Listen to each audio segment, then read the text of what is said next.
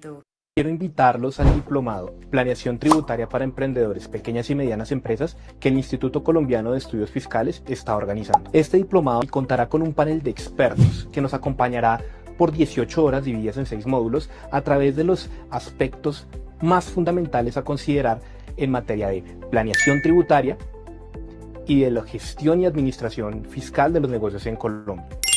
A través de estos 6 módulos se analizarán y desarrollarán temas clave tales como las NIF y sus impactos fiscales en los negocios en Colombia, las implicaciones del régimen cambiario, la interacción del derecho internacional, el régimen de precios de transferencia y el régimen de aduanas. Así también se presentarán claves de planeación tributaria y de gestión patrimonial que los empresarios y emprendedores deben considerar no solo a la hora de desarrollar sus operaciones en Colombia, sino también como propietarios de esos proyectos. Sin duda, este es un espacio y será un espacio que generará mucho valor a los asistentes. Los esperamos. Buenos días. Con ocasión de la reciente suspensión provisional del decreto 572 del 2025 por parte del Consejo de Estado, el Instituto Colombiano de Estudios Fiscales, ICE, pues ha considerado muy oportuno realizar un panel en el que abordemos los efectos prácticos e inmediatos de esta decisión. Esto incide en varios aspectos, como son la liquidación en la ejecución práctica, en las declaraciones, en las certificaciones de retención en la fuente y de autorretención en la fuente. También es muy importante revisar los criterios para presentar las declaraciones de retención en la fuente de los meses de abril y mayo, las medidas de control que deberían adoptar los agentes de retención y autorretenedores para mitigar riesgos tributarios y operativos derivados de esta decisión. Asimismo, también analizar los posibles escenarios ante un fallo definitivo del decreto 572 del 2025. Sabemos que sin duda esto será de gran valor para todos los que nos acompañan y entendemos que es así por la gran aceptación a esta propuesta. Sabemos que estamos demasiado ocupados, pero que tenemos que estar siempre al día con todas las normas. Por eso, hoy nos acompañan los doctores David Ulloa y el doctor Daniel Zambrano. El doctor David Ulloa es abogado de la Universidad de los Andes, especialista en impuestos y magíster en tributación de la misma universidad, asociado de Ponce Herrera Ruiz desde el año 2020. Su práctica profesional se encuentra en consultoría tributaria, planeación fiscal e inversión internacional. David tiene experiencia en la estructuración de transacciones de fusión, adquisición e inversiones en Colombia para empresas de diversos sectores como recursos naturales, financiero, inmobiliario y consumo masivo. Además, ha participado en proyectos de planeación fiscal, de patrimonios familiares y consultorías fiscales para empresas. Daniel Zambrano es abogado de la Universidad de los Andes y especialización en Derecho Tributario de la Universidad Externado de Colombia, asociado también a Ponce Herrera Ruiz. Su práctica profesional se concentra en consultoría tributaria, asesoría fiscal en reorganizaciones empresariales, fusiones y adquisiciones estructurales de financiamiento de estructuras de inversión locales e internacionales y asuntos de clientes privados y gestión patrimonial. Como siempre, los invitamos para que nos sigan en nuestras redes sociales como ICE Colombia, así mismo a que agreguen a sus celulares nuestro número WhatsApp 300-651-9641, 300-651-9641. Allí nuestro equipo estará siempre atento a resolver sus inquietudes. Sin más preámbulos, les damos la bienvenida a los doctores. Doctor David, bienvenido. Muchísimas gracias, Dora Doctor Inés. Daniel. Dora Inés, muchas gracias y gracias a todos por asistir. Esperamos que Muchas este sea un gracias a panel. ustedes por aceptar nuestra propuesta y al público que está presente también. Ahora sí, los dejo en las mejores manos. Muchísimas gracias. Con Daniel eh, queremos ofrecerles un espacio muy concreto, muy corto, también atendiendo a la coyuntura de trabajo que hoy todos estamos presentando por vencimientos de rentas exógenas, retenciones. Y antes de empezar, yo también creo que tomo las palabras de Daniel. Quiero agradecerle al instituto por permitirnos compartir esta información con ustedes, por permitirnos esta plataforma tan rica que es hablar con la audiencia de ICEF. Un agradecimiento muy especial a la doctora Inés por esta propuesta y por la gestión del instituto en general, y también un agradecimiento muy especial a Elizabeth Agudelo, que también hizo parte fundamental en la determinación de la temática de este y otros espacios similares que la idea es que podamos ofrecerles a ustedes de, de actualización normativa, de coyuntura fiscal, de tanto en tanto, cada vez que salgan elementos importantes, fundamentales y relevantes para discutir en espacios cortos como este. Muchísimas gracias también a todos los asistentes por acompañarnos. Esperamos que este espacio sea de gran valor, genere mucho valor agregado para ustedes, para la práctica profesional de todos ustedes, y, y que generemos este espacio académico y de discusión de una manera muy interactiva, muy rica. De pronto sí, en el camino, en el curso de lo que va a ser este espacio, se genera de pronto alguna inquietud, podemos hacer cortes temáticos o de pronto al final respondemos un par de preguntas con Daniel y, y, y comenzamos. Eh, para empezar, yo creo que vale la pena comentar lo que es de conocimiento público. Hace una semana, el Consejo de Estado suspendió provisionalmente los artículos 2 al 8 del decreto 572 de 2025, que era que fue el decreto que modificó ciertas bases y ciertas tarifas en materia de retención y generó una serie de modificaciones de incrementos a las tarifas de autorretención especial, que en algunos casos y en algunos sectores, lo vamos a ver más adelante, podría llegar a aumentos de más del 200%, más del triple de lo que implicaba el impacto económico de la autorretención especial. Concretamente, el argumento central por el cual se decretó esta suspensión provisional, esto es bueno considerarlo desde el principio porque nos va a dar luces para discutir luego perspectivas, que es lo que vamos a ver también con Daniel. El argumento central por el cual hoy el Consejo de Estado suspende el decreto 572 es una falta, son fallas en la motivación, una motivación insuficiente e inadecuada, eh, que se evidencia en una no identificación por parte del Consejo de Estado de fundamento y demostración de afirmaciones y conclusiones que el gobierno nacional traía a colación como motivación del decreto 572, al contrario de encontrar lo que se supone normativamente debe sustentar un decreto de esta índole. El Consejo de Estado identificó básicamente una yuxtaposición de afirmaciones aisladas con las que el gobierno pretendía eh, primero decir que había un marco de crecimiento económico, que se estaban generando unas brechas en lo que era el impuesto a pagar respecto de lo que se retenía durante el año corriente, y que había que cerrar esa brecha para poder recaudar dentro del mismo año el impuesto sobre la renta correspondiente. Pero contrario a esta realidad, lo que el Consejo de Estado sí evidencia es que más allá de esas meras afirmaciones no hay sustento fáctico real para poder eh, entender sí, observar de manera real ese marco de cosas, esas situaciones que el gobierno nacional proyectaba como motivación a al decreto 572. Y pues adicionalmente, el gobierno nacional, y esto es algo en lo que el Consejo de Estado también es bastante enfático, hace referencia, cita una serie de análisis y de simulaciones internas que se desarrollaron para poder llegar a las conclusiones a las que señalaron como motivación del decreto. Pero esos estudios, esos análisis, esas simulaciones, pues uno nos entregaron en el marco de la emisión del decreto 572 dentro de su parte motivo como anexo, Y durante la etapa de decreto de pruebas de eh,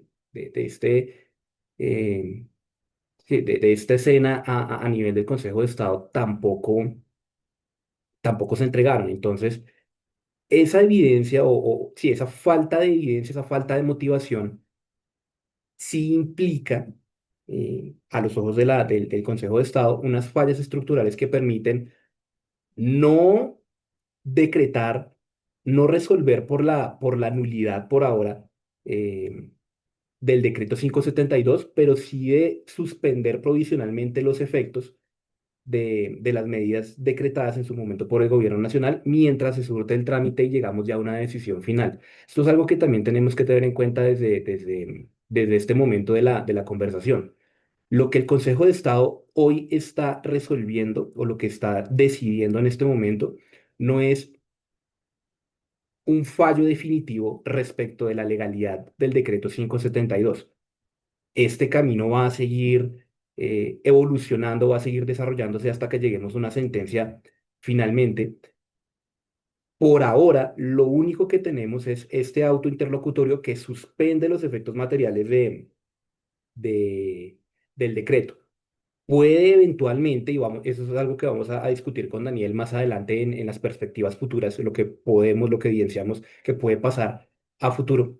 Puede ser que al final del trámite judicial, el Consejo de Estado determine que este decreto sí cumplía con las condiciones de legalidad suficientes, que está dentro del marco de la facultad reglamentaria del Gobierno Nacional, que por tanto es legal, y habrá que ver cuáles son los efectos de esa decisión de legalidad en ese momento, en ese momento futuro. Por ahora no hay efectos materiales, pero eso no implica que el decreto sea ilegal. Eso todavía está en discusión y todavía básicamente cualquier cosa puede pasar. Em, si bien este fue el argumento central, las demandas que se presentaron, que fueron varias, en contra de este decreto, hablaban de una gama mucho más extensa de argumentos que el Consejo de Estado no desecha en esta instancia, pero sí dice que no son fuente argumentativa para fines de determinar o no la suspensión del decreto. Va a ser algo que se va a analizar al final del proceso en una sentencia definitiva, cuando el Consejo de Estado determine si este decreto es legal o ilegal. Y pasando rápidamente por los argumentos que de fondo que, con los que se señalaba la ilegalidad de este decreto, se hablaba, además de la falta de motivación técnica, la falta de proporcionalidad y de racionalidad en la modificación de las bases y en el aumento de de las tarifas de autorretención. Sobre todo porque había sectores en los que se triplicaba y más esas tarifas de autorretención de una manera intempestiva y que de acuerdo a unos análisis técnicos internos sí se evidenciaba que en lugar de cerrarse una presunta brecha entre el impuesto a pagar final y las retenciones y las autorretenciones que se practicaban durante el año corriente, lo que se evidenciaba era un incremento en los saldos a favor que al final del día, en términos económicos, en términos prácticos, lo que implicaba era una política de crédito de los contribuyentes al Estado sin interés y sin ningún racional de proporcionalidad. Se hablaba también de capacidad contributiva atado también a estos argumentos. Se hablaba también de falta de transparencia y respuesta, sobre todo en la etapa de comentarios y de socialización de este decreto previo a la expedición y la falta de identificación de mecanismos menos gravosos, entendiendo que el mecanismo que se estaba adoptando para incrementar el recaudo coyuntural eh, de por parte del Estado, pues resultaba gravoso y no se identificaban o no se identificaba un análisis de qué otra cosa pudo haber hecho el gobierno con, para incrementar sus recaudos sin necesidad de afectar tanto la actividad productiva del país.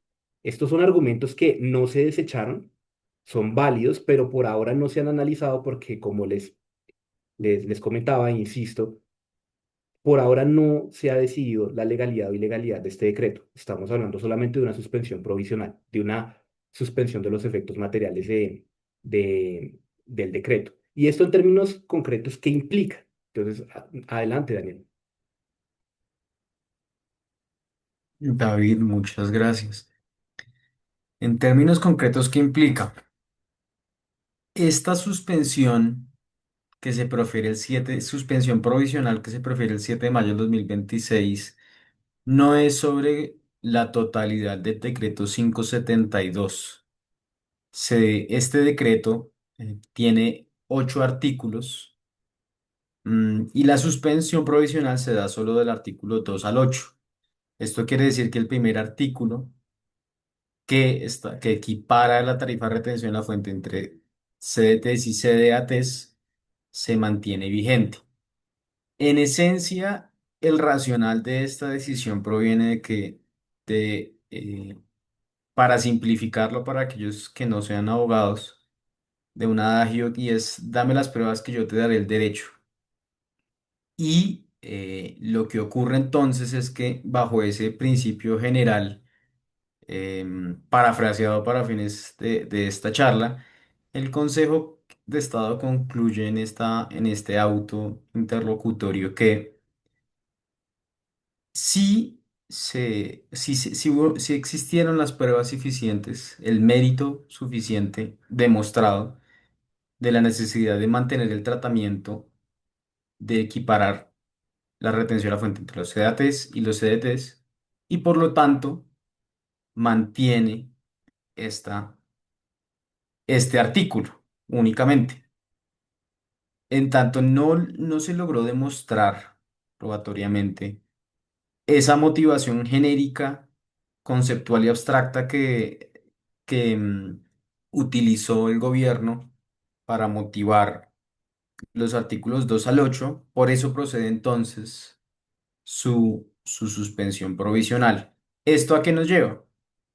A que para aquellas tarifas de retención, de autorretención y bases mínimas, tendremos que remitirnos a las normas anteriores a la expedición de este decreto 572, con la única excepción de que los CDATs van a continuar con la tarifa de los CDTs en virtud de que este artículo puntual no fue suspendido provisionalmente.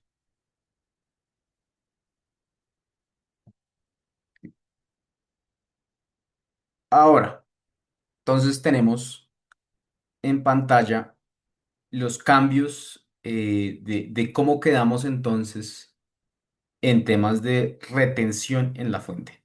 No autorretención, aclaro, retención en la fuente. Por compras de oro, estábamos en el 2,5 en virtud del artículo del decreto 572 y pasaremos entonces de nuevo a la tarifa del 1%. Base mínima de retención para servicios puntualmente.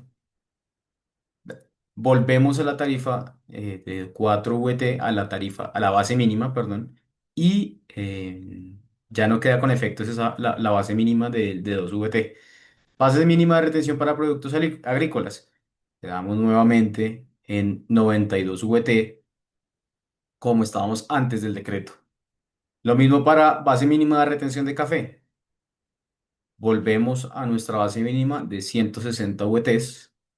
Por otros conceptos, vuelve a estar aquella base mínima en 27 VT y no en 10 como propuso el gobierno en el decreto emitido el año pasado, el 572. Lo mismo para la retención por compra de vivienda. Volvemos a la base mínima de 20.000 VTs y no de 10.000 como en su momento estaba propuesto.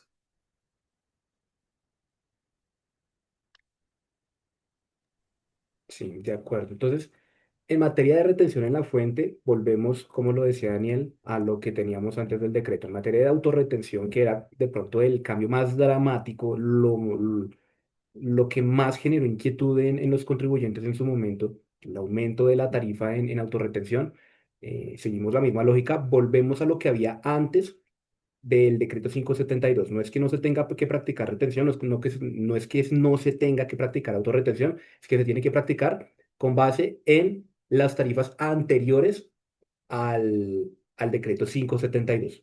Entonces, en adelante, con Daniel vamos a hacer un mapeo sobre los sectores económicos, entendería yo, más relevantes de la economía colombiana para ver en líneas generales qué significaba el decreto 572, cuál era ese aumento y cuál es la tarifa entonces con la cual quedamos hoy. Y posteriormente, ya con Daniel también vamos a identificar tiempos. Estas nuevas tarifas, ¿desde cuándo se aplican? ¿De qué manera se hacen, se hace exigible esta reducción en la tarifa de autorretención y de bases especiales de retención? Y finalizaremos con un análisis de perspectivas de qué vemos eh, hacia futuro, qué consejos prácticos podríamos sugerir nosotros para manejar toda esta situación, esta coyuntura que se está generando a partir de este decreto y de esta decisión del Consejo de Estado de suspender estos cambios en materia de autorretención. Entonces empezamos con el sector de construcción y obras civiles. Lo que determinaba el decreto 572 era una triplicación en materia de tarifa de autorretención especial. Pasaba del 1.1 al 3.5. O sea, una triplicación y un poco más. O sea, tres veces, un poco más de tres veces más. Las actividades económicas que ustedes ven en pantalla y algunas otras que hacen parte de este mismo gremio, de este mismo marco de actividades, eh, hoy quedarían en una tarifa de autorretención especial del 1.1, que era la tarifa que aplicaba antes del decreto 572. Hay unas actividades que no fueron modificadas en cuanto a su tarifa de autorretención, siempre quedaron en el 1.1. Sobre esas, digamos, no hay efectos eh, sustanciales ni relevantes para señalar con ocasión de esta decisión. Por ejemplo, la construcción de edificios no residenciales, la construcción de proyectos de servicio público y otras obras de ingeniería civil. A esas actividades económicas dentro de el sector de construcción no se modificó la tarifa, entonces esta decisión no, no, no, no le resultaría relevante en términos de cambio o modificación de la tarifa de autorretención especial. Quedamos en el 1.1 en general en este sector.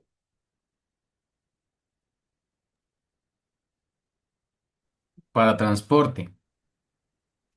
Bajo la misma lógica que exponía David, hay algunas tarifas que nunca fueron incididas. Algunos códigos, algunas actividades económicas, códigos SUD, nunca estuvieron incididas. Por lo tanto, esta suspensión no debería generar ningún efecto a aquellos contribuyentes que tengan como actividad económica principal el transporte de carga marítima, transporte fluvial de pasajeros, transporte aéreo nacional, transporte aéreo internacional de carga. Pero los siguientes que nombraré sí fueron incididos, se les aumentó del 1.1 al 3.5 su tarifa de autorretención especial. Y sobre estos tendremos que hacer un especial énfasis en el momento en que hagamos la revisión mes a mes de cómo debería declararse la autorretención especial en nuestro criterio. Entonces, el transporte férreo de carga y pasajeros, el transporte de carretera, carga y pasajeros, transporte mixto, transporte por tuberías, fluvial de carga, marítimo y cabotaje de pasajeros, transporte internacional de pasajeros y aquellas otras actividades complementarias de transporte. Como veremos, tendremos que hacer un especial énfasis para sobre todo distinguir el momento de la causación de la autorretención especial y el deber formal de declarar.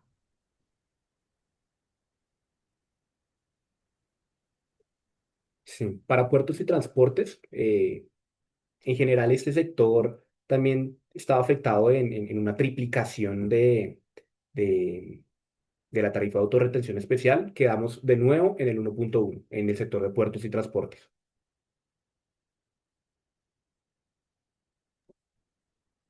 Alojamiento y turismo. Para este, este sector con especial importancia en nuestra economía, estamos transicionando hacia un tema de promoción turística. El gobierno le había aumentado la autorretención especial a aquellos contribuyentes que se dedicaran al alojamiento en apartahoteles, alojamiento en centros vacacionales, rurales, camping estadías por horas y operadores turísticos. Quienes se pertenezcan o realicen actividades de alojamiento en hoteles, otros tipos de alojamiento, comidas en la mesa, catering y agencias de viajes nunca debieron haberse visto afectados por las medidas de este decreto, hoy suspendido parcialmente. En el sector de creación, en el sector de lo que hace unos años se llamaba economía naranja, también había un impacto muy fuerte en materia de autorretención especial. Hoy se reduce nuevamente a la tarifa del 1.1. Tenemos todas las actividades económicas que ustedes ven allí en pantalla: edición de libros, postproducción audiovisual, distribución audiovisual, grabación y edición de música, fotografía, radiodifusión, creación literaria, creación de música. Toda esta gama de actividades de creación artística vuelve de nuevo a practicar la tarifa de autorretención especial del 1.1. Y respecto de las que no se modificó la tarifa eh, con base o en virtud del decreto 572, quedamos igual. Actividades financieras. En este caso, este panel es de vital relevancia para las compañías financieras, cooperativas, fiducias, fondos similares, compañías con actividad principal en leasing financiero, factoring, distribución de fondos, capitalización, entre otras, como verán en pantalla, compraventa de divisas. Quienes no se vieron incididos: los bancos comerciales, las compañías de financiamiento, la banca del segundo piso, fondos de cesantía, corretajes de valores y administración de fondos. Acá, esta medida no impactó a todo el sector en sí mismo. Luego, es importante que si ustedes asesoran o toman decisiones dentro de una de estas compañías, que verifiquen puntualmente entonces el tratamiento de la suspensión. En materia de seguros, tenemos un panorama bastante similar a lo que hemos comentado.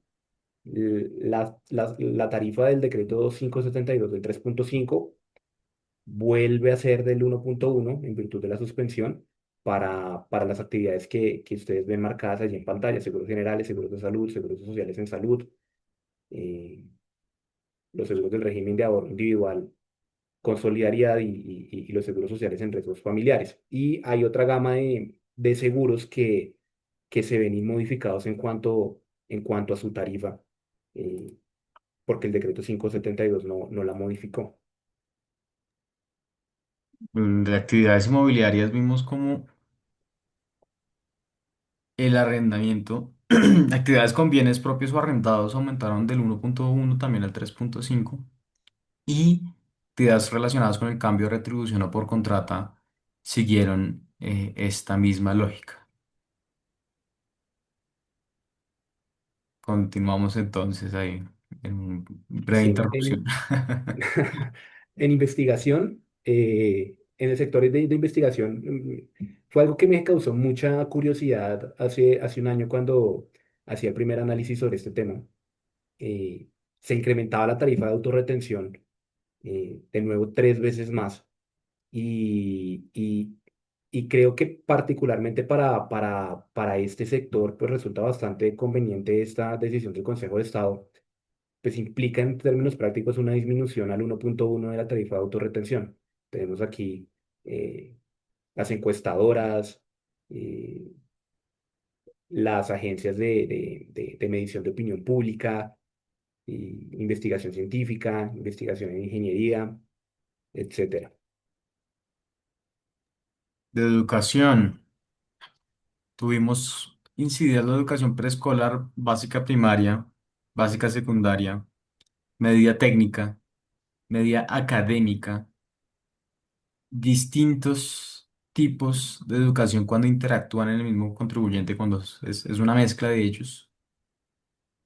Educación técnica profesional de instituciones universitarias, enseñanza deportiva, guarderías y la residual de otros tipos de educación. No se vieron afectadas aquellos contribuyentes con actividad principal, la educación de universidades, tecnológica, formación para el trabajo y enseñanza cultural. entre otros. En el sector salud, un escenario muy similar, como ustedes pueden evidenciar, el decreto 572 sí implicaba un aumento dramático en muchos sectores que son fundamentales para el desarrollo económico del país. En el sector salud también se triplicaba con el decreto 572 la tarifa de autorretención. Con esta suspensión volvemos a una tarifa del 1.1 y para otras actividades de salud que son las que ustedes ven en la parte derecha de la pantalla, pues al no haberse modificado la tarifa en el decreto 572, esta suspensión no les cambia el, el orden de cosas en materia de tarifa de autorretención en la fuente.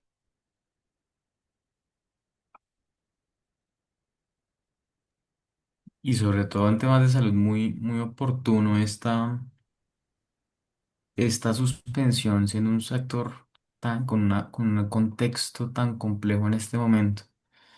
Pero bueno, frente a temas de industria extractiva, la variación fue dramática en el caso pues, de extracción de gas natural, que pasa del 1.8 al 4.5.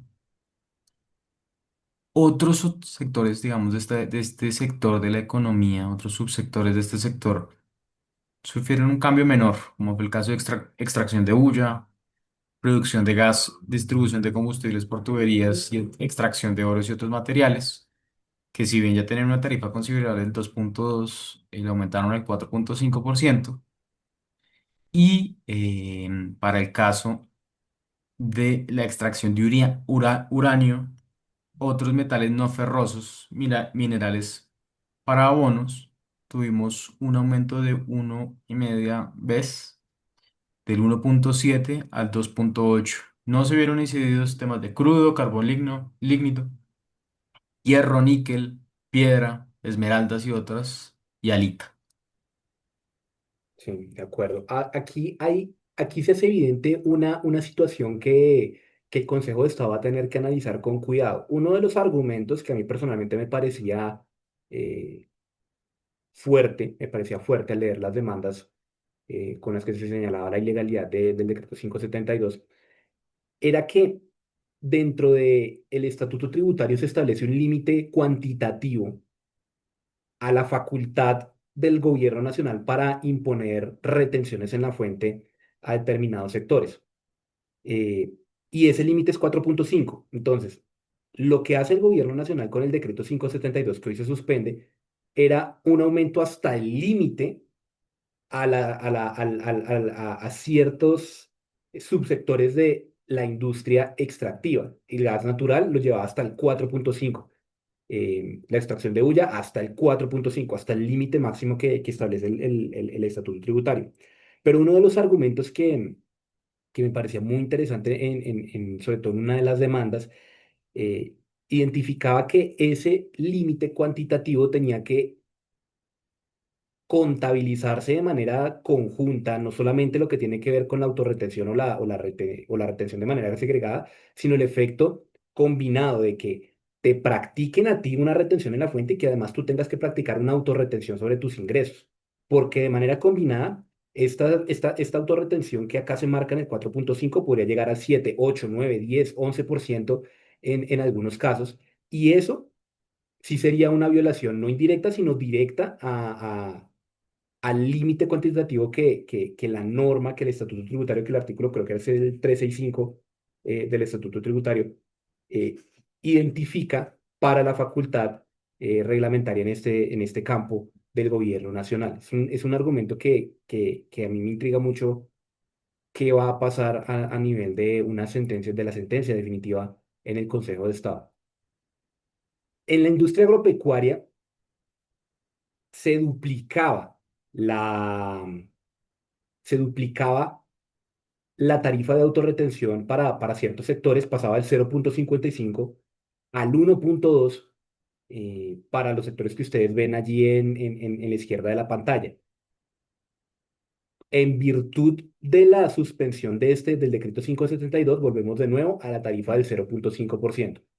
Cultivo de arroz, cultivo de hortalizas, cultivo de cereales, de frutas, cría de ganado, cría de aves, trilla de café, cultivo de madera, la silvicultura, la pesca marítima, la explotación mixta agrícola y pecuaria, la elaboración de panela, de tabaco, etcétera. Y hay unos sectores que no cambiaron su tarifa por el decreto 572, entonces hoy se mantienen también inmodificados. En general, todos en el 0,55.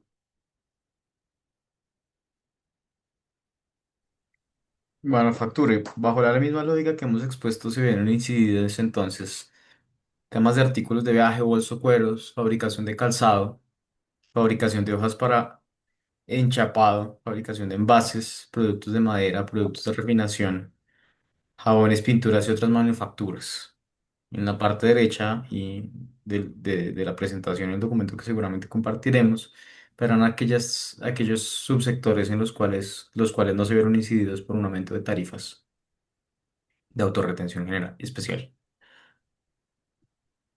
En el sector comercio, de nuevo, también hubo una duplicación en la tarifa de autorretenciones, que hoy queda de nuevo en el 0,55 en general, y que afecta particularmente a los sectores que ustedes ven a la izquierda de la pantalla: comercio de repuestos, de motos, productos agrícolas, calzado, vestuario, eh, comercio de desperdicios, de carnes, leches, combustibles, de equipos y otras formas de comercio no identificadas de manera particular.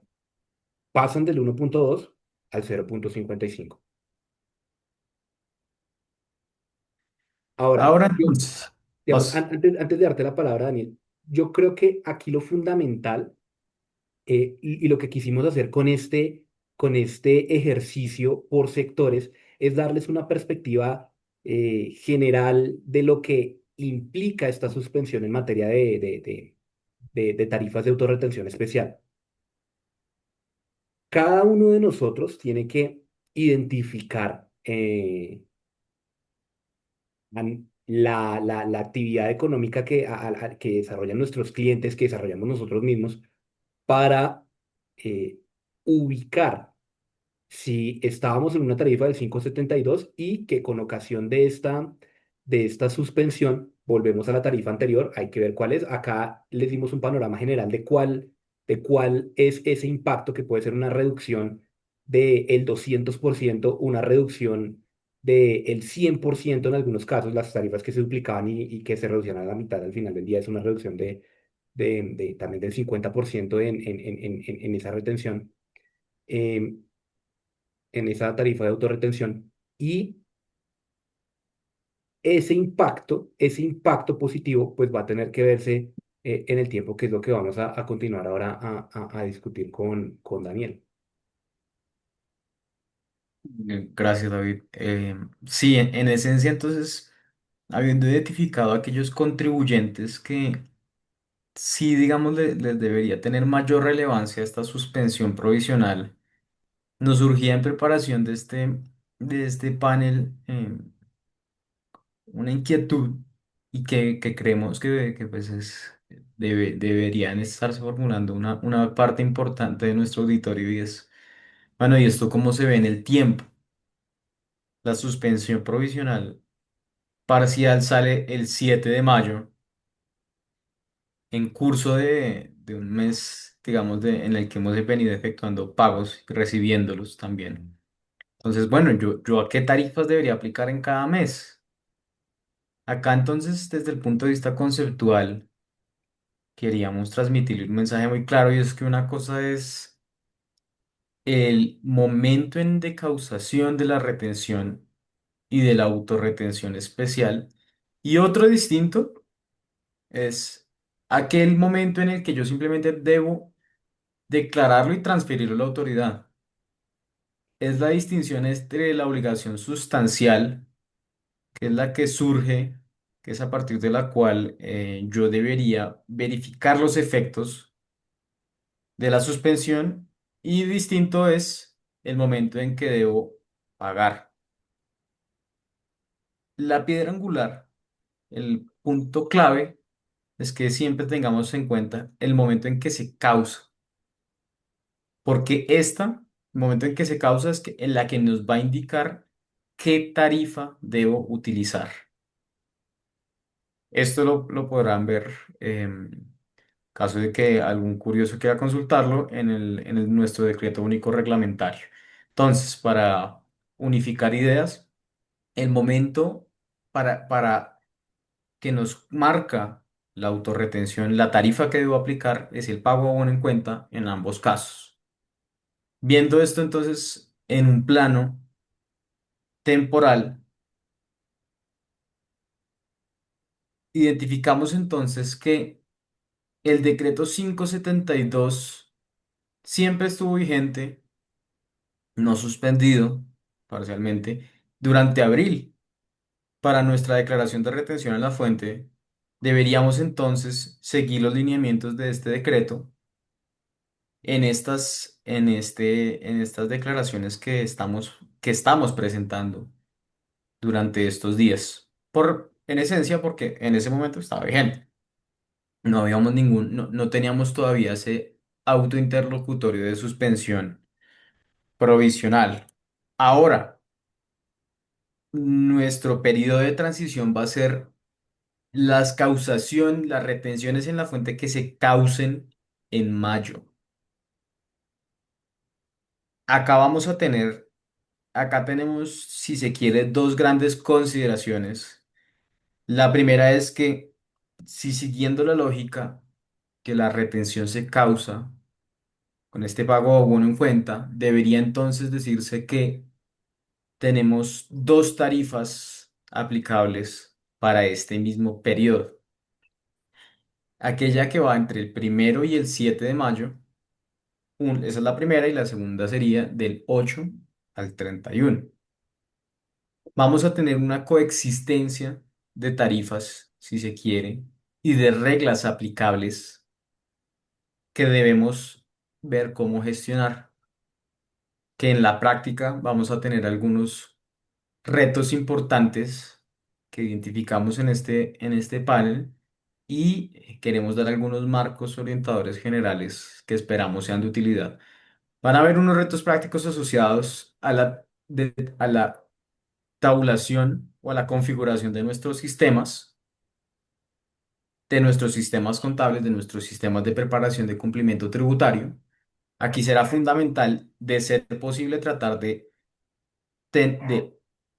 aplicar estas nuevas reglas en el tiempo, de ser posible, y si no, en nuestro criterio, optar por las reglas que generen una retención mayor y no una retención menor a la que ha debido practicarse.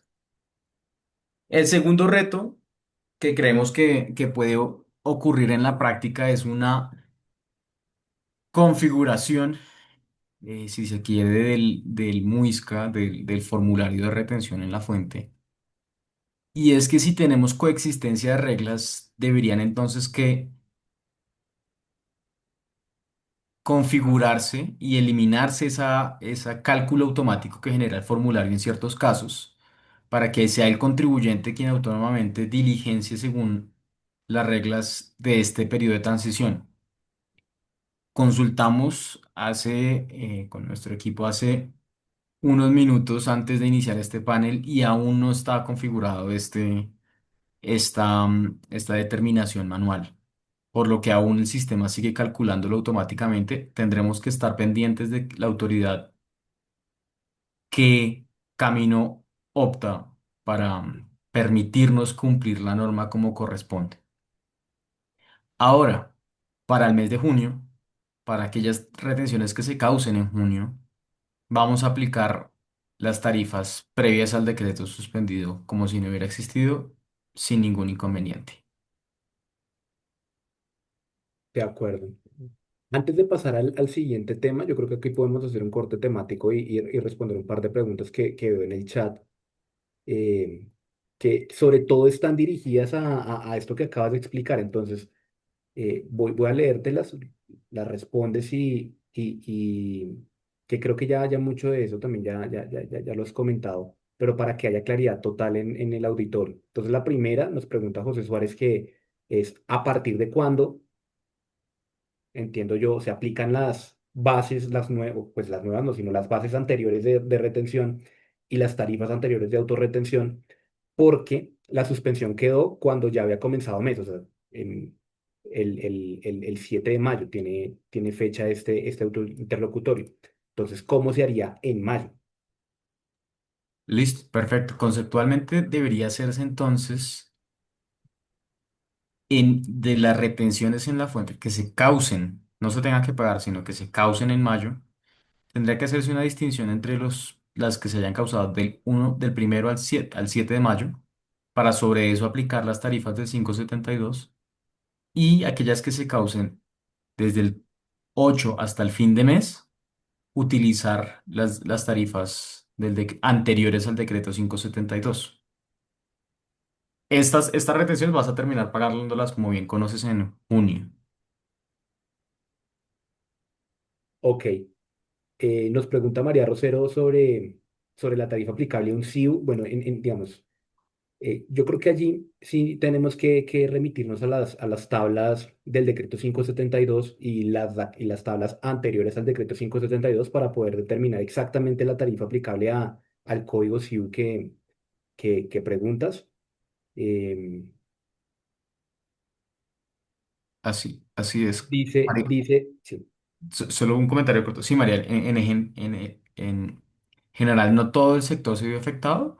Sí valdría la pena hacer un análisis muy específico para ver si esa actividad en específico se vio incidida o si no.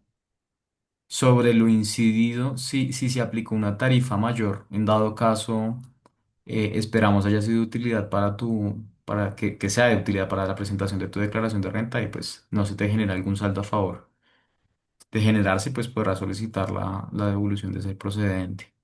de acuerdo. Nos pregunta Wilfrid González, creo que esto también es para ti. Dice, para el caso de los contribuyentes que debemos presentar la autorretención de abril en mayo, entonces sigo los lineamientos del decreto 572 o los anteriores. Debería ser los del 572, Ujú. pero de nuevo considerando y verificando que en efecto para esta actividad económica pues haya estado incidida por ese cambio de reglas del 572. Sí, nos replica José Suárez y nos dice que el problema es que el formato de la DIAN no acepta dos tarifas. Eh, Sí, así es. Pero estaremos pendientes de qué nos dice la autoridad, de qué cambia. Debería porque eliminar ese cálculo automático y permitir entonces el diligenciamiento manual de cada campo.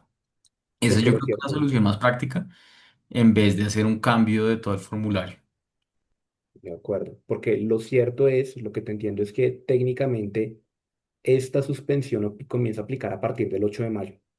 Entonces, incluso los ingresos que se contabilizaron y que se causaron con anterioridad a ese 8 de mayo, 6 de mayo, 5 de mayo, eh, esos primeros días de mayo estaban cobijados por las reglas del 572, porque para ese momento no, no había operado la suspensión opera a partir del 8 de mayo. Y como este decreto interlocutorio no identificó tampoco una modulación de esos efectos que dijera que aplicado de manera retroactiva desde el 1 de mayo o de manera prospectiva o a partir del 1 de junio, pues entonces sí aplicaría según la regla general que es a partir del día de su publicación, que fue mayo 8.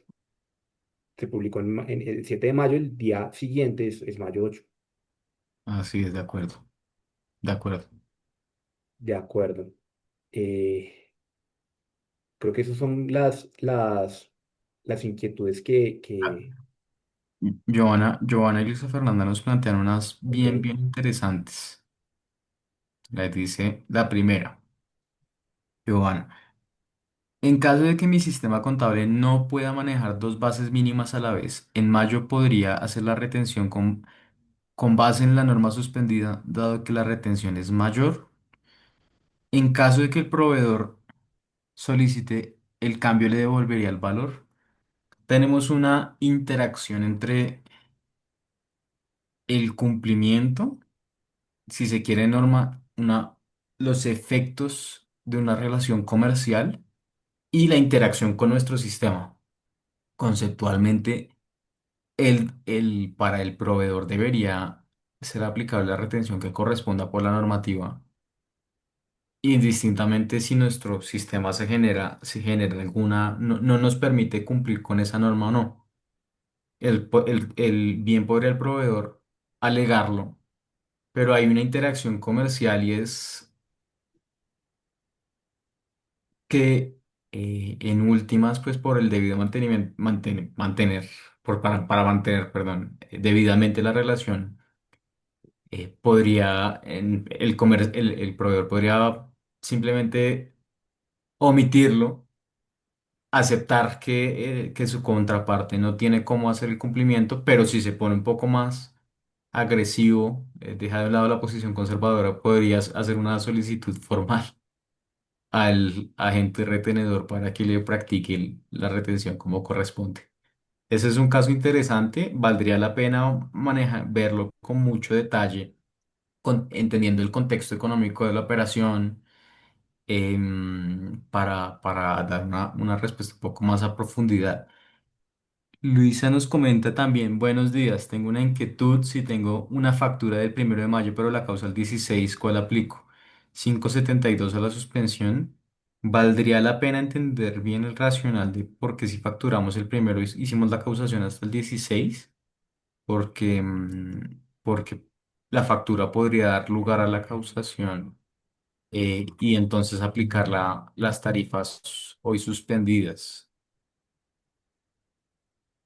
David, ¿qué opinas? ¿Seguimos, avanzamos? Sí, yo creo que sí. Y de pronto al final, de pronto, si nos da el tiempo, hacemos otra ronda de resolución de inquietudes.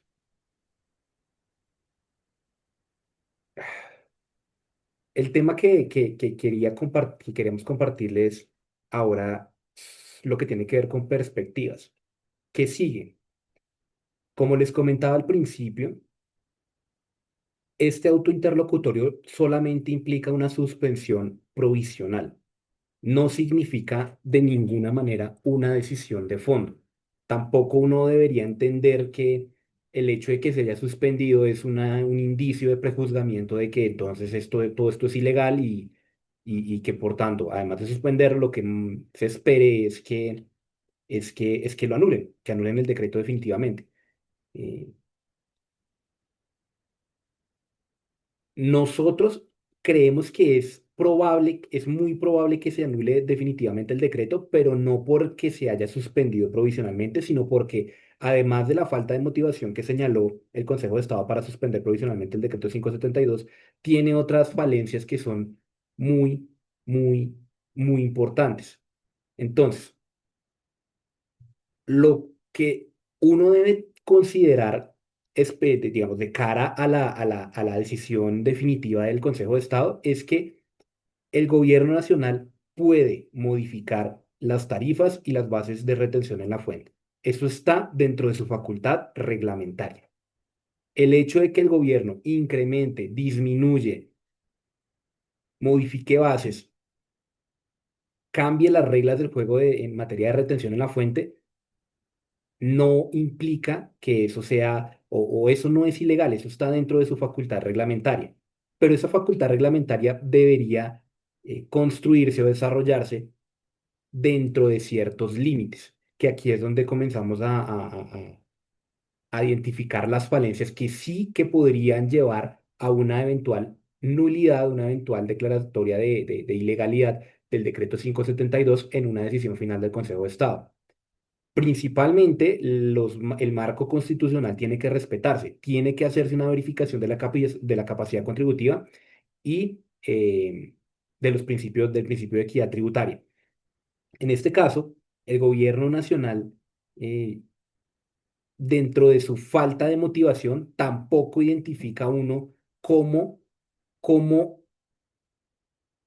evidencia que los contribuyentes que fueron afectados por el decreto 572 en efecto tenían la capacidad contributiva para soportar esa duplicación, esa triplicación en el impacto en caja que significó durante todo este año el aumento de la autorretención especial.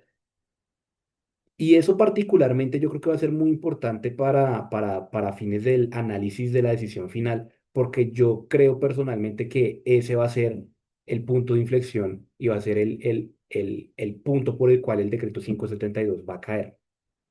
La falta de motivación que hoy identificó el Consejo de Estado implica una falta también de argumentación y de identificación de la capacidad contributiva de los contribuyentes a los cuales iba dirigida esta medida. Y en esa medida, eh, el principio de equidad tributaria y los principios constitucionales tributarios no se verifican en este caso y por tanto esa facultad reglamentaria que en principio tendría el gobierno, que es eh,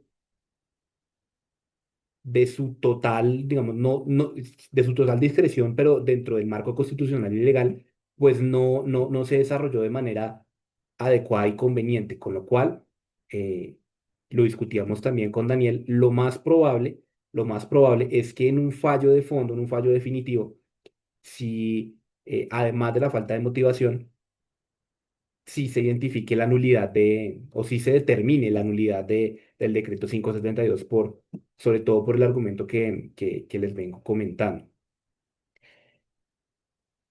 ¿Eso qué implica? Una eventual nulidad tendría, eh, a nuestro juicio, no deberían haber modulaciones de retroactividad ni nada por el estilo, además porque para efectos prácticos creo que se hace supremamente eh, inadecuado también en términos de política fiscal pública. eh, Ver qué se va a hacer entonces con todas esas autorretenciones y retenciones adicionales que se, que se, que se, que se, de- que se declararon y se pagaron en vigencia del decreto 572, digamos. Las del año pasado ya se imputaron, ya se habrán compensado en las declaraciones que se presentan este año, pero las que se presentaron este año, que van a tener que imputarse el año que viene, eh, sobre esas también nosotros consideramos que van a quedar en firme, o sea, lo que pasó en vigencia del decreto 572 ante una eventual nulidad, pues va a operar porque esos recaudos se hicieron en vigencia de un decreto que tenía presunción de legalidad. Y en nuestra perspectiva, ese fallo definitivo, esa nulidad no tendría efectos retroactivos por los efectos prácticos que eso implicaría. Entonces, solamente tendría efectos hacia futuro y en aplicación de esta suspensión desde el 7 de mayo de este año. Y también David, un comentario corto y es que hay un mecanismo de solicitud de devolución de saldo a favor en dado caso que alguien se haya visto incidido. Sin duda. Entonces, pues por eso lo vemos también poco probable. Existe una medida que ya tiene el ordenamiento para suplir esa ineficiencia que puede haber quedado la medida.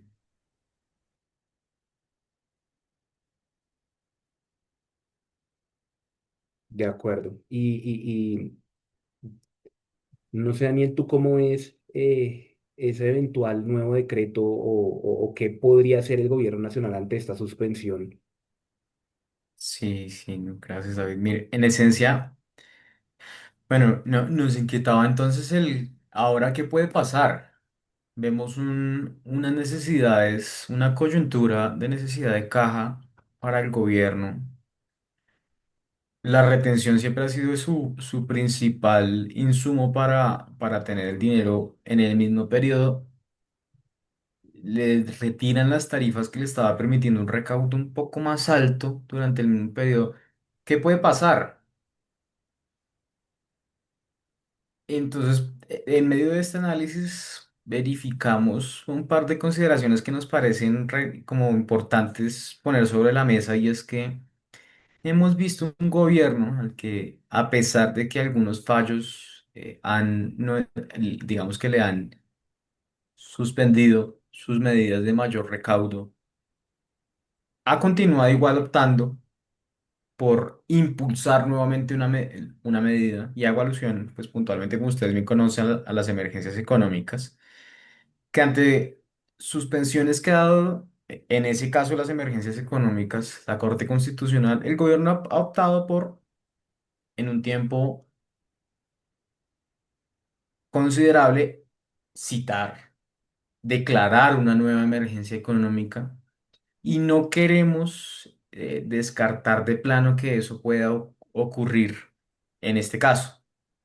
En esencia, el motivo por el cual en esta oportunidad se suspenden los efectos de los artículos 2 y 8, 2 al 8 del decreto 572 es una insuficiente motivación que no demuestra, que no prueba la intención del acto administrativo. Entonces, uno podría, bajo ese precedente que tenemos, considerar, no descartar que el gobierno opte por algún decreto nuevo, por lo que yo no cantaría victoria 100% de entrada y mantendría un criterio conservador de ser, siempre y cuando la lógica económica lo permita, de tener un fondo adicional o de no modificar 100% nuestros modelos financieros, considerando ahora una tarifa menor, que sí puede existir la probabilidad, habrá que verse, tendrá